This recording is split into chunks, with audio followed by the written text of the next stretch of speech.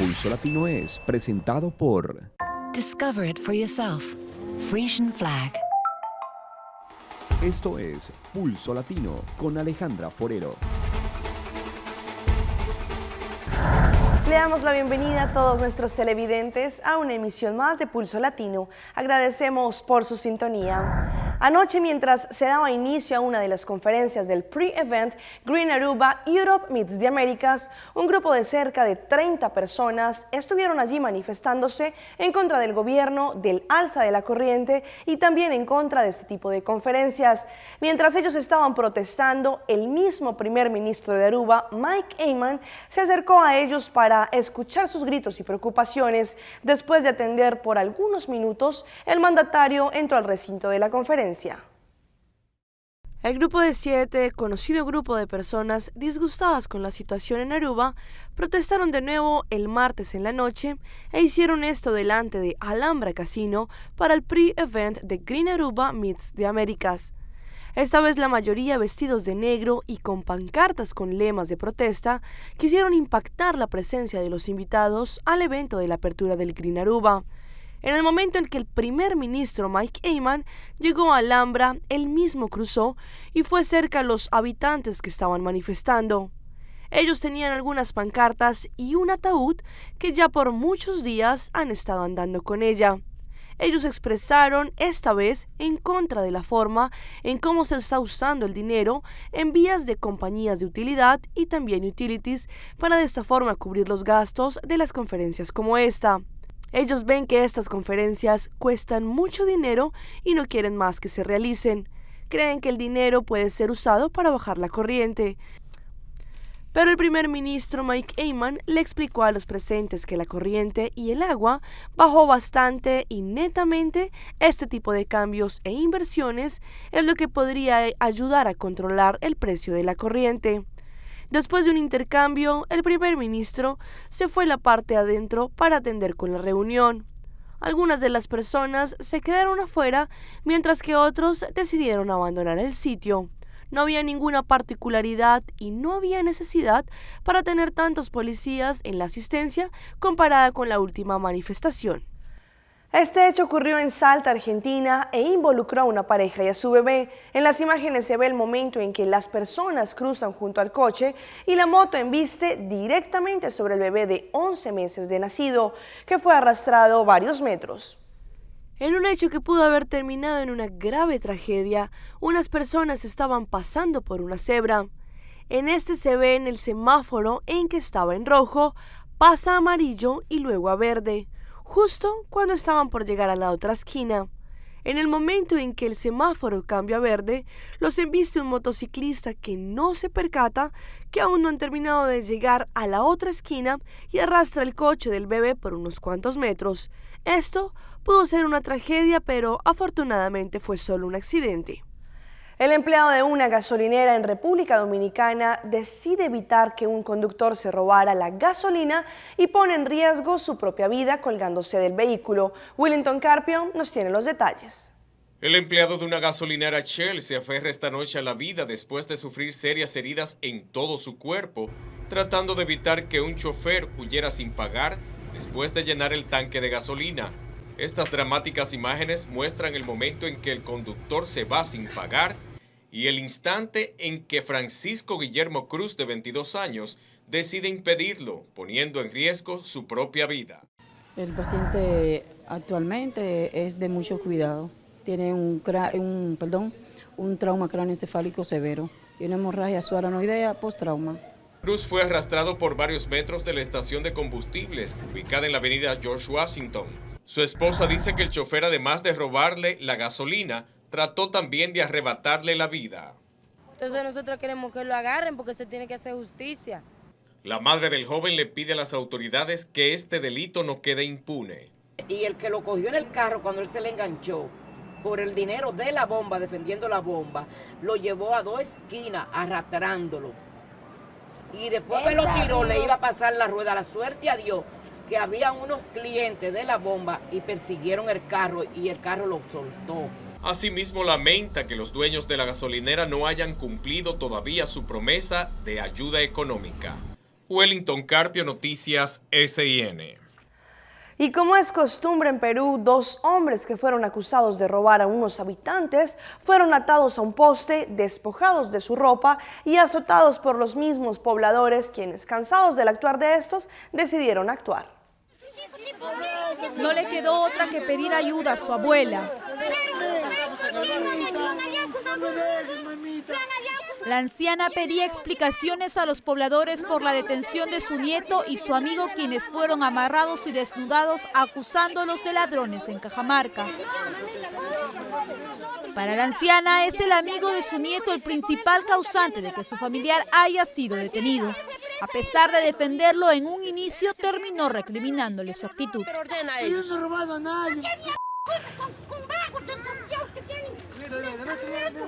Los moradores se disponían a golpearlos por la pérdida de sus animales de corral y ganado, presuntamente a causa de este par de jóvenes.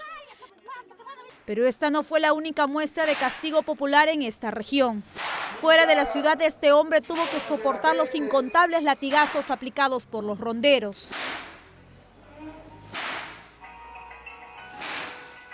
El intervenido, que había robado 2 carneros, terminó confesando su delito. Hoy día, ¿por qué estabas robando esto? ¿Qué necesitabas?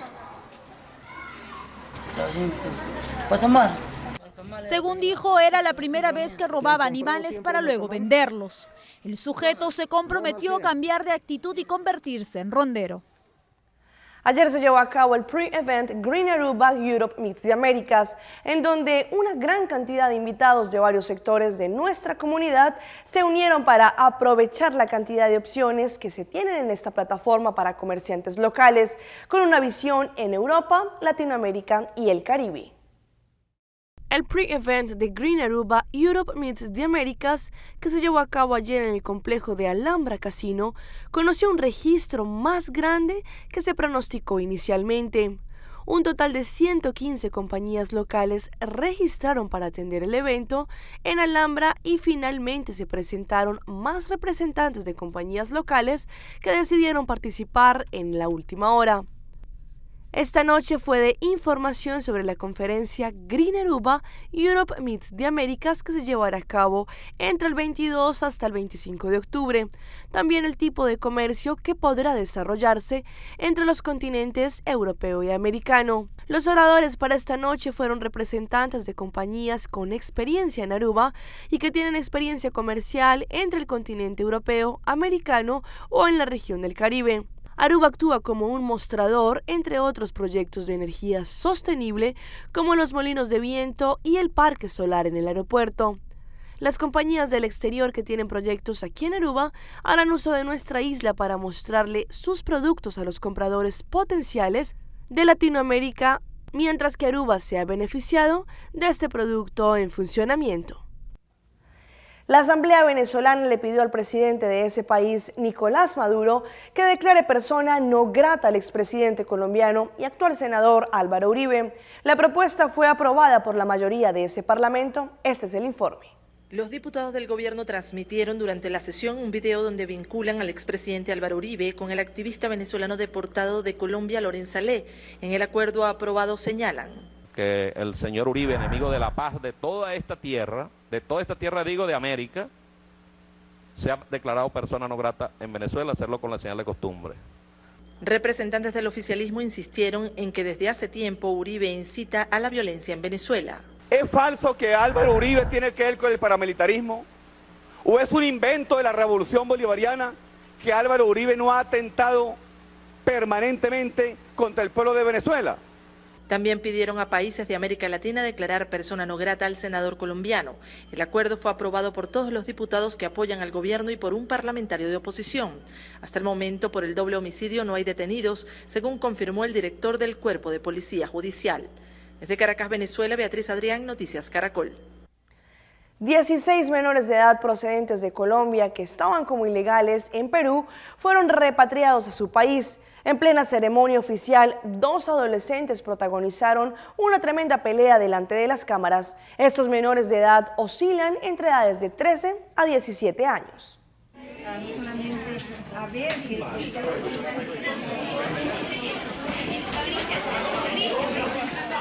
se agarraron a golpes durante una ceremonia oficial y sin importarles la presencia de la ministra de la Mujer, Carmen Omonte, y de la cónsul de su país, la colombiana María del Pilar Cruz, que incluso intervino para separar a los adolescentes. La discusión entre ambos menores, colombianos de 16 y 17 años, se habría iniciado por una rivalidad en el fútbol. El incidente se registró durante una ceremonia en la que el Ministerio de la Mujer del Perú puso a disposición del Consulado de Colombia a 16 jóvenes que ingresaron a nuestro país de manera ilegal. Cristian es uno de estos jóvenes, tiene apenas 14 años y fugó de su casa con la idea de ir a Brasil a ver el Mundial. Cuando llegó a Tumbes, escondido en un tráiler, fue retenido por la policía. Pues entré en tráiler, por la frontera de Ecuador. ¿En tráiler? ¿Y por qué viniste a Perú? Iba para Brasil a ver el Mundial. Yo estuve casi 15 días, 20 días por ahí andando. ¿Acá en Perú? ¿Haciendo qué?